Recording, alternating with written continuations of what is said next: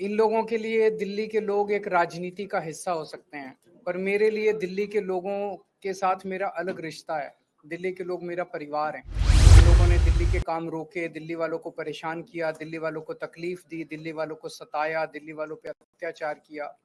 वो एक-एक करके हम सारे काम दोबारा शुरू करा रहे हैं। दलित समाज के लिए, एसटी समाज के लिए, ओबीसी समाज के लिए, ईडब्ल्यूएस वालों के लिए एक बहुत अच्छी खुशखबरी लेके आया हूँ।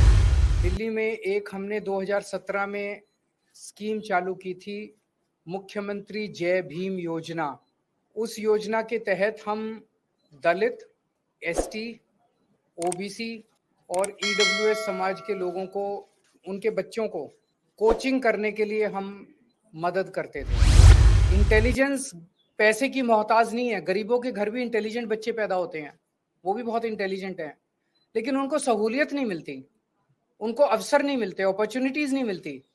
हमारी सरकार का मकसद है उनको वही सहूलियतें दिलाना, उनको वही अवसर मुहैया कराना जो अमीरों के बच्चों को मिलते हैं, जो मुझे मिले थे जब मैं पढ़ रहा था। मेरे भगवान ने मुझे एक मिडिल क्लास फैमिली में पैदा किया। जो अवसर मुझे मिले वो अवसर गरीब से गरीब लोगों को भी, दिल्ली के मेरे गरीब से गरीब बच्चों को भी मिलने चाहिए। तो वो अवसर मुहैया कराने के लिए हमने स्कीम निकाली थी कि 12वीं के बाद या ग्रेजुएशन के बाद अगर कोई कम्पिटिटिव एग्जाम देता है बच्चा, इंजीनियरिंग के लिए, मेडिकल के लिए, रेलवे के लिए, नौकरी के लिए, यूपीएससी के लिए, कोई भी वो देता है, अगर कोचिंग में एडमिशन लेता है तो उसको दिल्ली सरकार उसका कोचिंग का सारा खर्चा देती थी।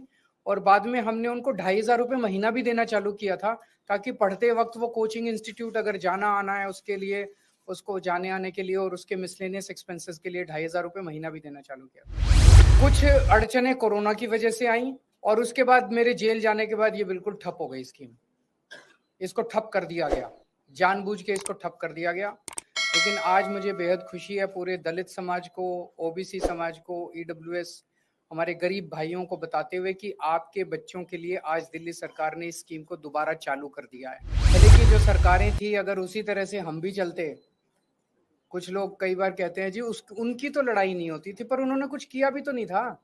कुछ ना करें, आज हम बैठे रहें। अगर हम बैठे रहेंगे तो कोई कुछ होगा ही नहीं, संघर्ष ही नहीं होगा।